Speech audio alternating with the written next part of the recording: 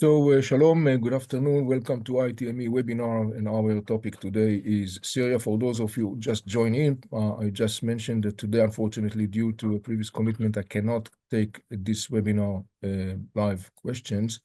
I will ever urge you to leave your questions at the Q&A, and then at some point, we will address your questions either in a frame of a video or a written version. And of course, we will let you know once the answers will be available.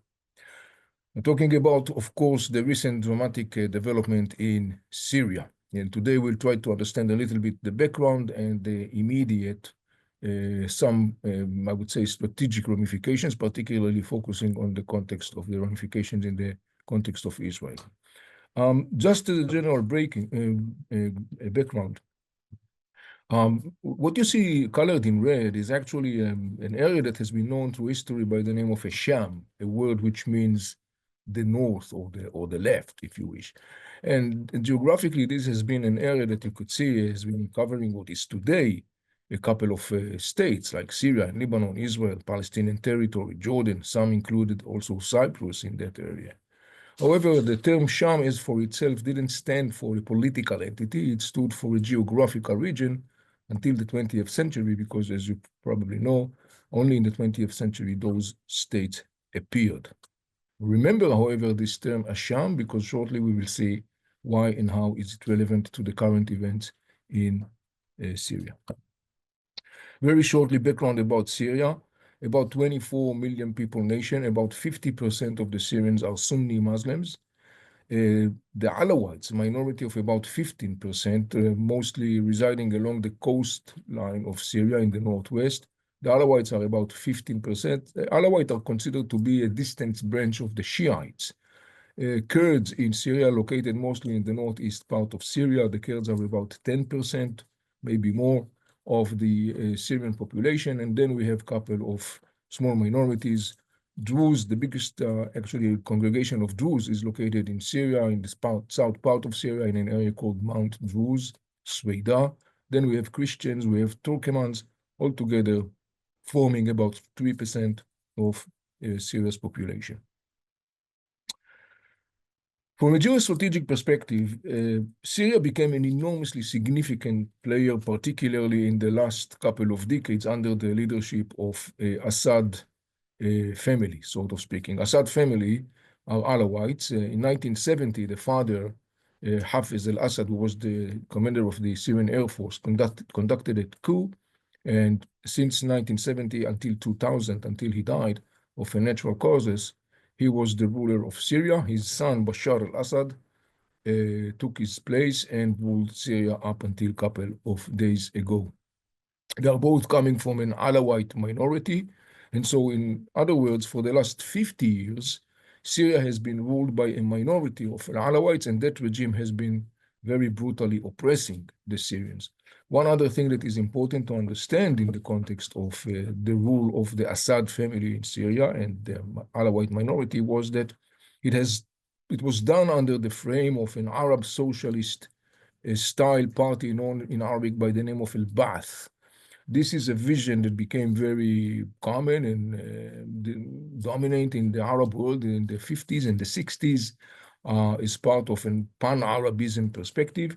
Later on, it was in the case of Syria, it was translated, and also in the case of Iraq and Egypt, it was translated to the formation of actually brutal dictatorships that actually were acting under the banner of this Arab-style socialist vision, or the Ba'ath party, the Ba'ath meaning the Renaissance, the revival, sort of speaking. And so one interesting aspect of that rule is that it has been a very much resentful, to say the least, towards the Islamic faction because of its secular outlook, because of its ideology. And indeed, during the time Assad ruled Syria, particularly the father, Hafiz al-Assad, he was brutally oppressing any kind of like an Islamic, seeds of an Islamic opposition to its rule. You may remember that in the 1980s, he brutally crushed the uprising of Islamists in the city of Hama. Dozens of thousands of people were killed there. So from a geostrategic perspective, given to Syria's unique history and also unique position, Syria became a very significant component from a geostrategic perspective. And for the last couple of decades, Syria, under the rule of Assad, the father, and particularly under the rule of his son, Bashar, became a most critical component in a larger frame in the Middle East, rather known by the name of the axis of resistance. You may remember or came across this term. We talked about it in previous webinars about the whole axis of resistance, a network of armies of terror, massively armed, supported, guided by the Mullah regime in Tehran.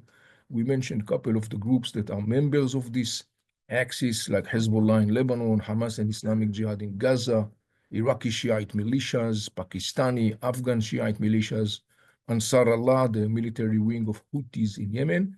And we explained that this axis of resistance that became very dominant in the last couple of decades, basically to a large extent, was shaping dramatically the strategic landscape of this region, particularly whole region that we talked about when we refer to the name Al-Sham, mainly in Syria, in Iraq, in Lebanon, in Gaza Strip.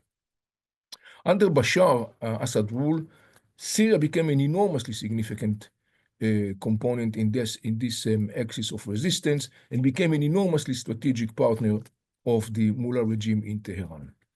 One of the major reasons for that is that a cornerstone in the Mullah regime vision of hegemonic or becoming the hegemonic power in the Middle East was the establishing of a land corridor, physically connecting Iran through land, crossing through Iraq and through Syria, reaching all the way to Lebanon, offshore the Mediterranean Sea. Indeed, in the last couple of decades, the Mullah regime was very successfully establishing that land corridor. Well, one of the most critical components in this land corridor is the border passage between Iraq and Syria. You could see that in front of you in the map, highlighted in yellow, known by the name of Al-Abu Kamal or the Qaim border crossing. And the fact that the Iranians were able to create themselves a network of local Iraqi Shiite militias faithful to the Iranian regime, that enabled the Iranian actually to take over this crossing, and that has become an enormously significant component in the whole structure of the land corridor. Without that, the land corridor cannot exist. Obviously, in that regard, Syria is enormously significant because in the end of the day, Syria is the one that basically located between Iraq and Lebanon, two major arenas in the large structure of this Iranian regime land corridor. And other reason for the importance of Syria is that it basically became a hub, sort of speaking, for not only transforming militants and weapons to the Hezbollah, to Syria, and so on, but also became basically part of the Iranian military industry, where rockets and missiles and advanced weapons fabricated or manufactured in Syria and provided to the Hezbollah in Lebanon. So all in all, you are looking at a very complex, sophisticated network that basically, in the end of the day, ensure that the Mullah regime grip on Iraq and Syria and Lebanon, that grip will deepen, as indeed that was the case. Now that we understand the significance of Syria in the context of the Mullah regime and in the context of the Syrian regime itself interest, now we can start talking about the most dramatic event that happened in the last couple decades in Syria, and this is the war in Syria. The war in Syria started in 2011 as an uprising of the Syrian people. It was very much clearly inspired by the massive protests that swept the Arab world more or less around that period of time, rather known by the name of the Arab Spring. You probably are familiar with this term or heard about this term. So in 2011, there is an uprising of the Syrian people. It starts as a demand for reforms, for liberalization of the political system, for political reform, for economic reform, and so on and so on. But very quickly, it has evolved into a war. And very quickly, actually, it has evolved into a stage where not only Syrians are involved in it, but also external players are involved. Iran, Turkey, Russia, Salafi jihadist militants that came from different parts of all corners of the region, sort of speaking, from Tunisia and Algeria and Jordan, Palestinians from Central Asia. In other words, as the war in Syria evolved, it has become more and more stage for a major confrontation involving different players. Now, we, of course, now understand that when the war is evolving, we understand why the Iranians has an interest, of course, to keep Assad in power. The uprising in Syria is threatening to topple down Assad. And so the Iranians are starting already back in 2011 to massively support Assad. One of the things they are doing, they are sending their most powerful proxy, the Hezbollah in Lebanon, to fight in Syria in order to save Assad. They are sending Iraqi Shiite militias. They are sending Afghan and Pakistani Shiite militias to fight in Syria. Islamic Revolutionary Guards forces are also present in Syria, mostly in the frame of advisors and military guides. In addition, Iran is pumping Assad with money, with oil. All in all, the whole huge Iranian effort in Syria during the war aims to keep Assad in power. However, in 2015, Assad and Iran are in a dire situation. The rebels are gaining momentum across Syria. Syria is more and more disintegrating. Assad is losing control. And desperately, the Iranians and Assad are turning to Putin, to Russia, and plead Putin to interfere in the war. And Putin is interfering in the war in 2015, particularly through its air force. And what he's doing is actually flipping over the whole picture on the ground. Gradually, the rebels are being pushed back and out. And so by 2018, in fact, you could see the map in front of you. That is the situation on the ground by 2018. And that situation on the ground manifests, sort of speaking, the picture that was accurate up until about 2 weeks ago. In other words, you could see that there is large area colored in red, basically representing the areas where Assad and the Iranians were able to secure their control. You see the green, particularly in the northwest part of Syria, the area of the city of Idlib, and coming close to the Turkish-Syrian border. The green represents the rebels group. Most of the rebels group actually moved up north to this region. And you see in the south part of Syria, you see two green pockets of some rebel groups that located in the south. And then you see to the left, to the right-hand side on top, you see this mustard color, basically representing the Kurdish autonomy that appeared in Syria during those years. In addition, what happens during that period of time, that the United States is also establishing military presence in two strategic locations. One is in the Kurdish autonomy, and the other one is in a place called El Tanaf. You could see in the map in the bottom, you could see Jordan and Iraq. You see the triangle border of Jordan, Syria, and Iraq, and you see this gray area and the blue stars. Blue star, this is the area representing the U.S. protectorate, a no-fly zone, sort of speaking, that the American forces established on the ground. And roughly speaking, that was the situation on the ground in 2018 until, roughly speaking, 2 weeks ago. In fact, in course of time, there has been a growing internalization or understanding in international circles, in intelligence agencies, that Assad basically won the war. He survived the war. At some point, he was rehabilitated. He was taken back to the arms of the Arab world. Assad was traveling in the world. And basically, the picture that was clearly out there was that the war is done and over. Assad and the Iranians won this war. They keep Assad in power. All that was correct up until 2 weeks ago. So 2 weeks ago, we have this massive operation offensive launched by two major rebel bodies located in the northwest part of Syria. One of them is called the FSA, the Free Syria Army. The other one is called HTS, Harakat Tahrir al-Sham. Shortly, we will talk about those organizations. But before that, something very significant. The major force beyond that offensive is Turkey. Turkey has established relationship with both those rebel bodies, which are basically a frame of different groups, but these are kind of like an umbrella groups. And particularly, Turkey established cooperation with the FSA, the Free Syrian Army, that to any possible aspect actually became a Turkish branch, sort of speaking, in Syria. massively armed by the Turks, guided by the Turks, trained by the Turks, and so on. Turkey also developed a kind of like more complicated relationship with the HTS, Hayat Tahrir al-Sham, that basically knew lulls of cooperation and understanding on the one hand, and sometimes from time to time, tensions and frictions between the sides. Why does Turkey launch is beyond this offensive?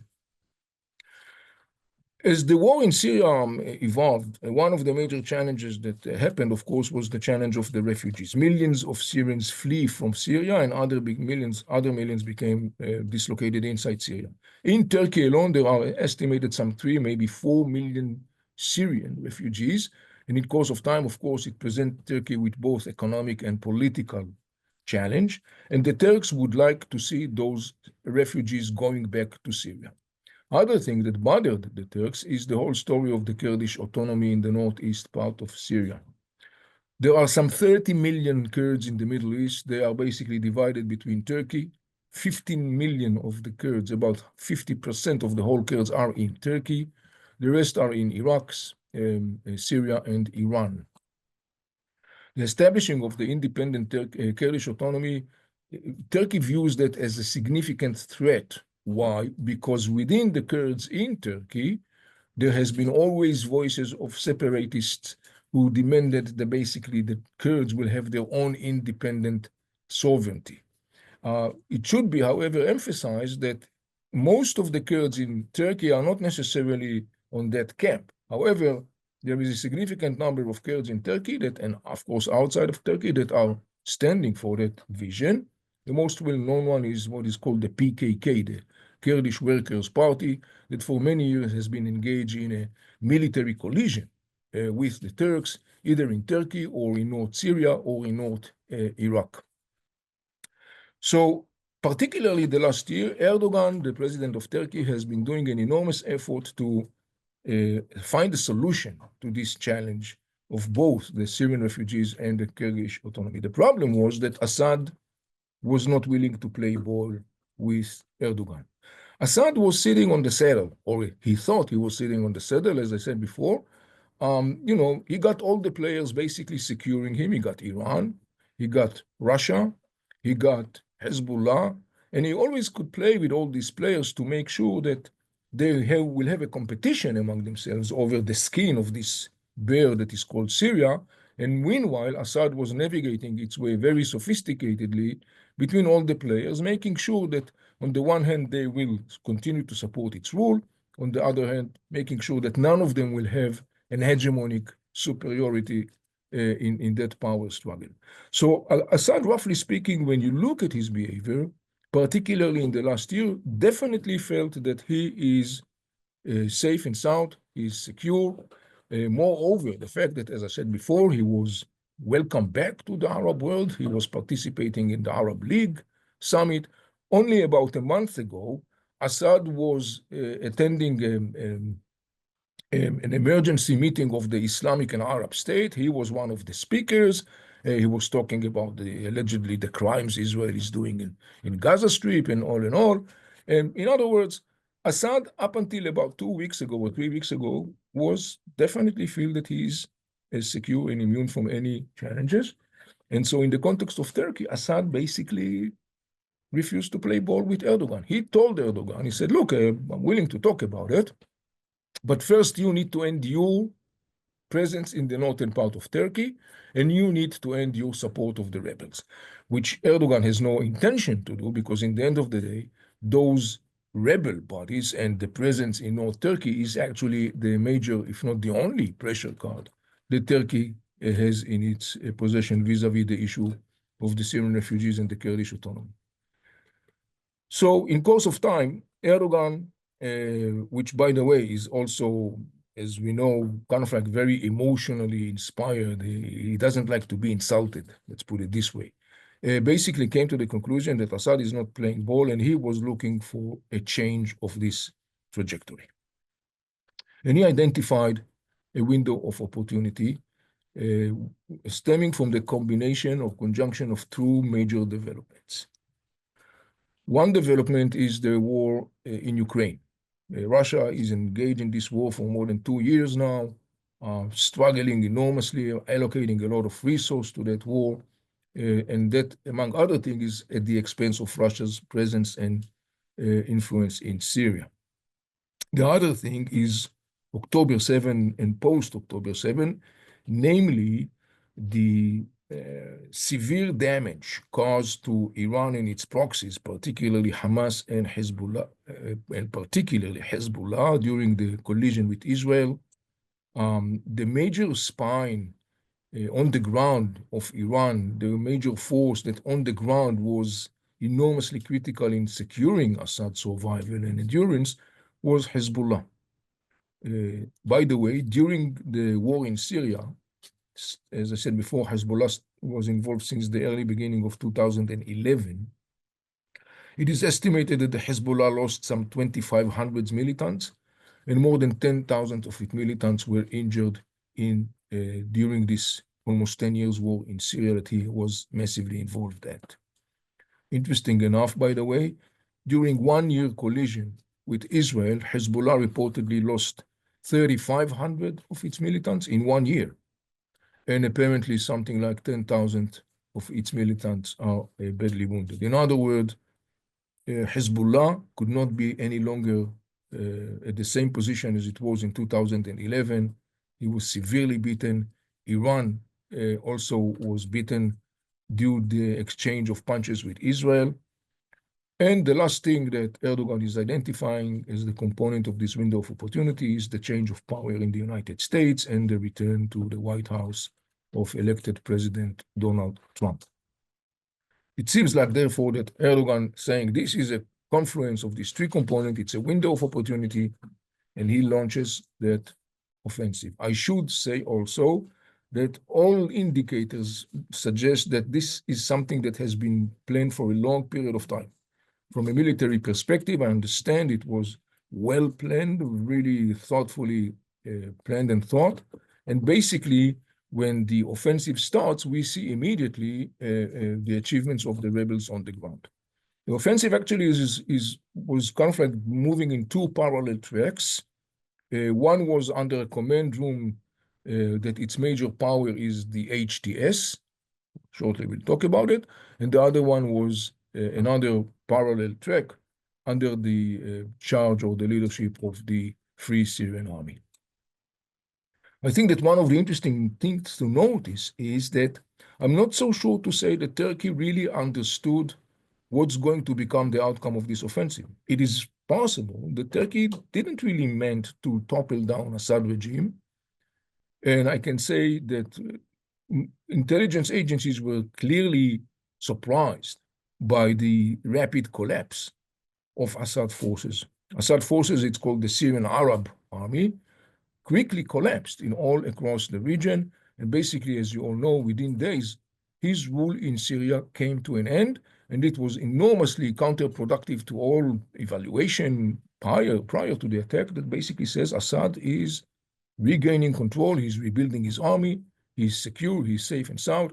All those assessments or impressions basically proven to be baseless, because within a couple of days, his rule collapsed.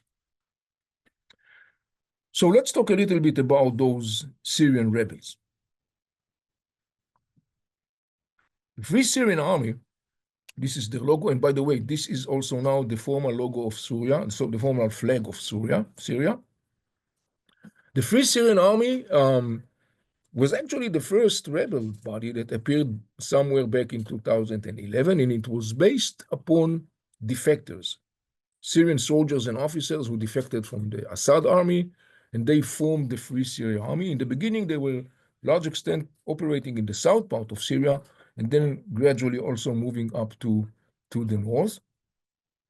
But one of the things that happened as the war evolved in Syria, and quite in a quick pace, I would say, was that in parallel to that, when you look at this body, the Free Syrian Army, that you could say basically that is coming from the hub of a nationalistic Syrian independent statehood, one of the things that happened was we saw more and more how Islamic affiliated groups are kind of like taking more and more the scene. And actually, at some point, those Islamic affiliated groups, some of them are Syrians, some of them are a combination of Syrians and non-Syrians. Those groups became more and more dominant on the ground. They have becoming more and more the one who dictate the trajectory of the uprising of the Syrian people. It should be mentioned that even though the common denominator of those groups is the first that they are Islamic affiliated, meaning they do view Islam as a major component of their identity. Some of them were kind of like a combination of national statehood in Syria, of course, and Islamic orientation, meaning envisioning some sort of like a model of a state that is, on the one hand, national statehood. It has its own legislative bodies and so on, but it has clearly an Islamic affiliation. Other groups on this whole camp of this Islamic were totally an Islamic in their affiliation and totally rejecting the concept of national statehood. What they are looking for is particularly a concept that we talked about in different sessions and seminars, the issue of the caliphate, establishing this global Islamic entity that will be ruled according to the Islamic religious codex, rather known as the Sharia law, in a different form of severity, sort of speaking. So this was the Free Syrian Army. And as I was talking about those Islamic group, one of them that appeared already back in early 2012 is going to be later known by the name of Hayat Tahrir al-Sham, HTS. Hayat Tahrir al-Sham means the authority or the frame body for the liberation of Sham. Remember that we talked about the Sham earlier when I was referring to this area. So right there, you could see that we are looking at a group that, at least ideologically, physically speaking, it is extending its vision beyond the borders of national Syrian statehood. Hayat Tahrir al-Sham appeared in the beginning of 2012. Back then, it was known by the name of Jabhat al-Nusra, which means the front, the support front, or the front of the support. And very quickly, a name came out to be outstanding, very much affiliated with that group, and this was the person that you see in front of you. In fact, you see two pictures of the same person. Shortly, we'll understand why do we see two different pictures of that person. That person is rather known by the name of Abu Muhammad al-Julani. This is a name that obviously for most Western audience was not known, not at least until the last couple of weeks, I would say. But this is a name that has been around for the last 12, 13 years, and it has a very interesting story for itself with maybe some interesting food for thought regarding the way or the path ahead. In its early days, Abu Muhammad al-Julani is part of this Jabhat al-Nusra, is the leader of this group, even though not the sole one yet. And this is a group that is connected to Al-Qaeda. He's coming from the Abu Al-Qaeda. He was operating in Iraq and in Syria. The group is gaining momentum, increasing its activities. In 2016, we noticed something very interesting. The group detached itself from Al-Qaeda. And that was, by the way, the first time Abu Muhammad al-Julani was appearing publicly. The picture that you see to the left-hand side, the photo, that was the first time he appeared publicly in a statement that he made in video. And in that statement, he was now basically announcing the detachment from Al-Qaeda, emphasizing that it has been done in goodwill and by mutual consent of the sides. And now he said our new frame is going to be known by the name of Fatah al-Sham, which means the occupation or the liberation, if you wish, of al-Sham, the same region that we talked about. One other thing that was interesting to notice shortly after that is that it has kind of like indicated an interesting process where al-Julani started more and more to get away from the hardcore Salafi jihadi al-Qaeda ideology and basically started more and more turning towards the identity components of Syrian Islamic.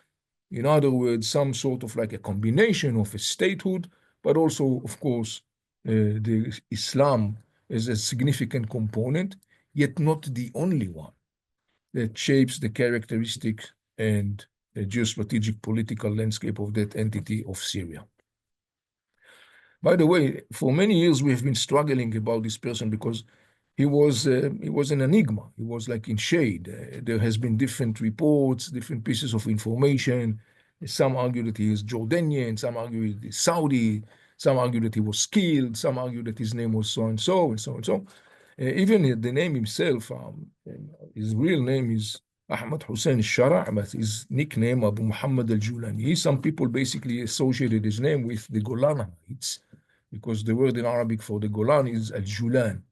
And so some people argue that he's originally from the area of the Golan Heights, the south part of Syria, from the area of Daraa, hence the nickname Abu Muhammad al-Julani. I don't know to say necessarily decisively that this is correct, because there are other reports indicating that his origin actually is from Damascus. Just the same, he became a very, very prominent figure in the whole restructure of the situation in Syria, and particularly following 2018, when you may remember that in 2018, Assad and the Iranians were able to stabilize the situation in large parts of Syria, to secure Assad rule.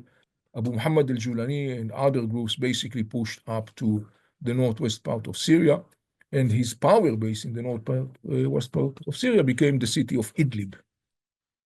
One other interesting thing that he was doing was to establish a civil government in Idlib to run people's everyday life. So it was kind of like an interesting entity that basically Abu Muhammad al-Julani was establishing a combination of a military power that has control over geographical area and also controlled it from the governmental perspectives. Parallel to that, as I mentioned before, HTS has started its, I would say, complex relationship with Erdogan. There has been laws of both cooperation and collision and tension between the two entities.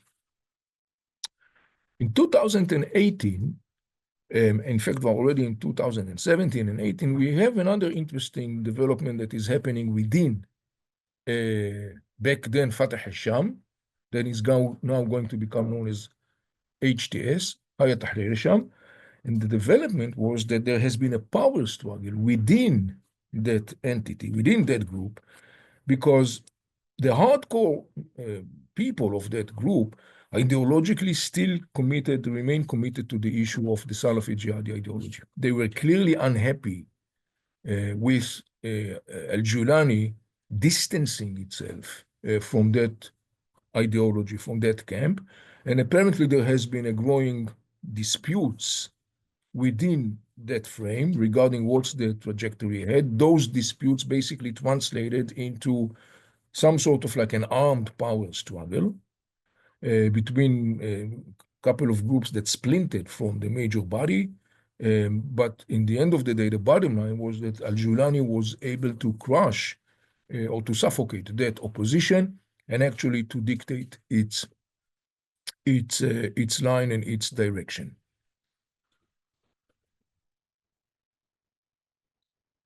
Well, everyone is kind of like contemplating about the role of al-Julani, and he is not the sole player. There are other players in the shaping of Syria, which probably, of course, is going to be quite significant. I came across an interesting statement by al-Julani himself in a sort of like panel that he was speaking, a long statement. And I found it fascinating. Of course, it was in Arabic, and I found it very fascinating because in his statement, you could see that actually he is clearly leaning towards the what we call pragmatic Islam. In other words, what he says was, roughly speaking, he said, look, we are Muslims. As Muslims, it's already built in within us. We don't necessarily need a structure of laws and a structure of mechanism that impose such laws on people, because he said sometimes it could result in antagonism and people are pushing back. In fact, it was interesting because he was criticizing the Saudis for adopting such such a policy for many years. And he gave an example, the story of women driving in Saudi Arabia. He said, look, all those years, the Saudi clergy basically banned totally the women driving in Saudi Arabia. And now all of a sudden they are driving. And people saying, well, it was never really forbidden according to the Islamic law. In other words, it's interesting to see in that statement, a long statement of Al-Julani, when he was talking to a group of people that clearly some of them had difficulties with his message. But it was interesting to see that he was clearly indicating, alluding to a trajectory where, yes, Islam is a significant component of future Syria, but mostly in the context of a dialogue, sort of speaking, between the government and the people. In other words, not to result in a situation where you basically come with laws or regulations that in the name of Islam that actually are going to become counterproductive and result in a pushback. I think that attitude stands mostly for the fact that Al-Julani clearly has a very intimate knowledge and understanding of the Syrian society and the Syrian mindset. And I think that he evaluates that trying to take things towards a Taliban-style model in Syria will probably result in a significant pushback and if not chaos. So I would say that it will be interesting to see, looking down the road, what's going to be the manifestation or the impact of that approach by Julani when you try to look at the road down ahead. Then obviously the Israeli part of the story. Obviously, this is an enormous pivotal moment in many different ways, of course, as Israel as well, because on the one hand, we are looking at a situation where the axis of resistance that has presented Israel with the most significant conventional challenge for the last couple of decades is now yet sustaining another massive blow. Hamas in Gaza Strip distracted, Hezbollah significantly beaten, the Iranians are beaten, the land corridor is now kind of like cut because the Iraqi Shiite militias and others are pushed out from Iraq following the downfall of Assad regime. In fact, the Kurds are now controlling the crossing between Iraq and Syria. In other words, when you look from an Israeli perspective, you see that this is a very significant positive development. The downfall of Assad regime, the downfall of a significant linchpin cornerstone in the structure of the axis of resistance is a good news. On the other hand, as we can all understand, we are looking at Syria, we are looking at a situation of many different groups operating on the ground, we are looking at weapons that are out there. Some of those groups are definitely not Zionist, to say the least. We remind ourselves that we have the issue of the Golan, which is by the international community is viewed as an occupied area, of course, needless to say, by the Syrians. And so we are looking here at a very pivotal moment where there are different scenarios ahead. So one of the clear things that happens right now is that Israel is proactively taking a couple of steps in order to kind of like proactively intercept potential negative development. Those acts, basically, I would sum up, are kind of like in three major tracks.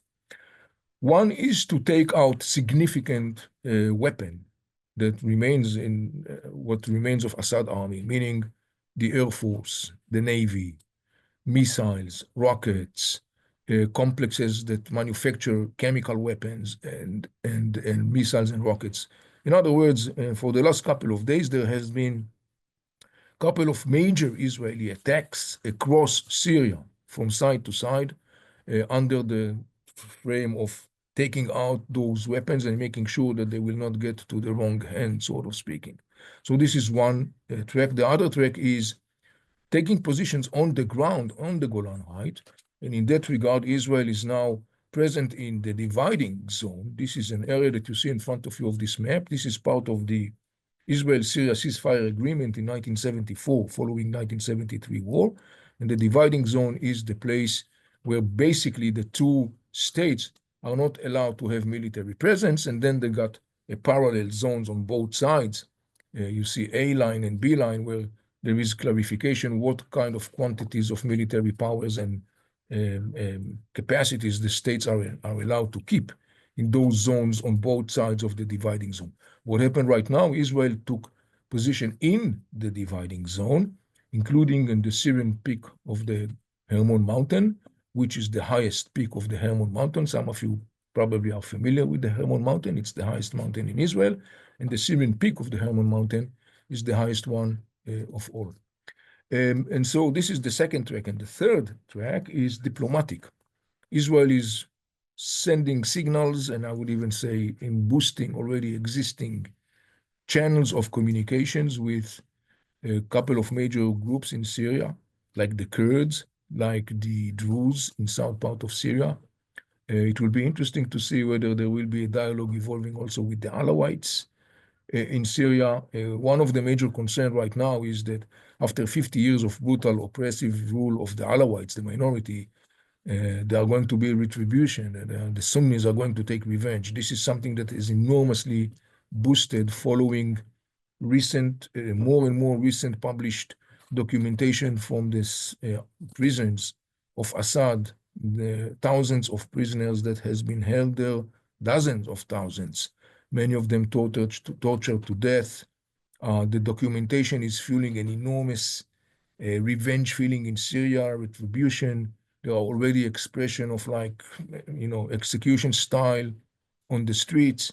Al-Julani himself announced just today that there will be no pardon for those who were involved in the torturing of Syrian in the prisoners of Assad. So right there, you see there is a major concern for an evolving chaos in Syria because of that situation. One other thing that is very interesting also in the context of the Israeli perspective is that there are immediate ramifications on two arenas that has been an evolving source of threat to Israel. One is Jordan and the other one is Iraq. In the last year in Jordan, the Iranians have been smuggling constantly weapons and drugs. Large part of those weapons are making their way to the West Bank and used against Israel, against Israeli settlers inside Israel and in the West Bank. Obviously, a major source of concern. The other thing is a huge amount of drugs that the Syrians, Assad regime, the Hezbollah, the Iranians also has been smuggling from South Syria to Jordan, continuing down to the Gulf area. So that has been a major evolving challenge. But now with the downfall of Assad, it is anticipated that that phenomenon will be significantly cut. The Jordanians have been constantly fighting to prevent those smugglings, and rightly so. So this is one arena that could have some positive ramifications from an Israeli perspective. As for the Iraqi arena, there was concern that the Iraqi Shiite militias that are loyal to Iran will join the war to try to save Assad. It did not happen. And one of the major concerns was that if they're going to do that, they will take advantage of that to basically boost a significant military presence on the Golan Heights to threaten Israel. Obviously, that has not happened, so this is a good news as far as Israel is concerned. Finally, kind of like the justice of history in a way, the closing of a circle. What sparked the uprising in Syria was in the case of a young Syrian boy from Daraa, the south part of Syria. His name was Hamza al-Khatib. He was arrested and tortured to death by Assad security forces. His crime was that he was spraying anti-Assad slogans on the walls. This is the cartoon that you see in front of you, just published following the downfall of Assad. Obviously, you can see and understand the message here. Hamza al-Khatib, that was brutally murdered by Assad people 13 years ago, is now come back to take his revenge from Assad regime with the downfall of Assad regime and the beginning of a new chapter in the story of Syria. At this point, ladies and gentlemen, I'm concluding my presentation. As I said in the beginning of my briefing, today, due to previous commitments, I will not be able to take right now your questions. I do encourage you to post your questions in the Q&A button. We will later on address your questions and we'll let you know in which form you could see and watch the answers to your questions. I want to thank you for joining yet another ITME webinar and wish you a good day. Thank you very much.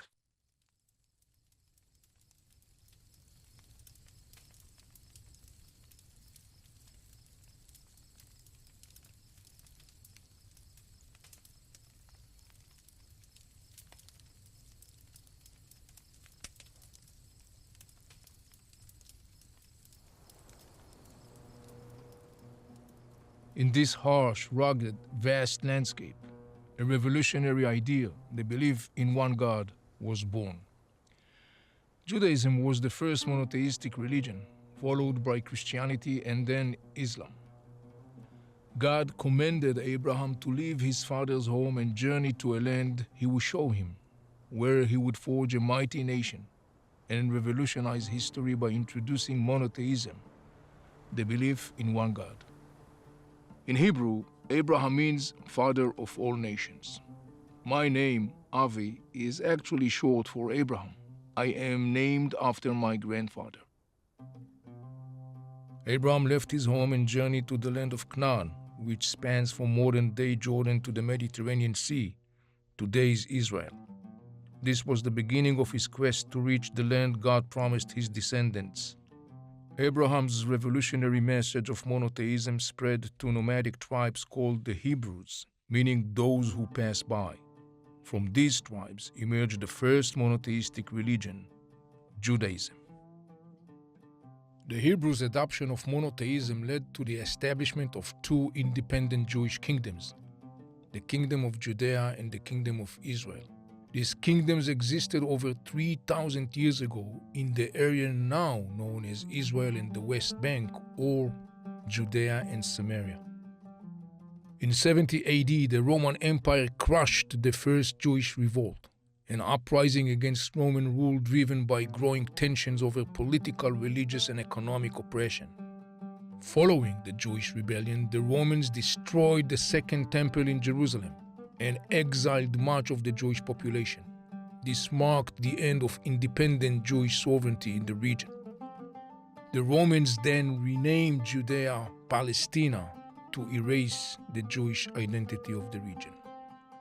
Originally used by the Greeks, Palestina is a name that comes from Philistia, which originally referred to the Philistines, an ancient tribe believed to have come from areas like Crete or present-day Cyprus, who settled on the southwestern coast of the Mediterranean.